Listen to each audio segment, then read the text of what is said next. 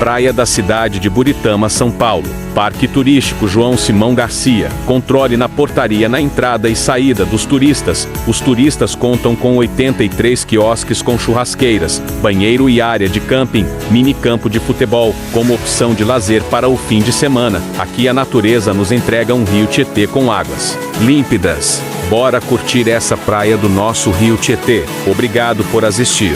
Bora curtir o canal. Se inscreva no canal.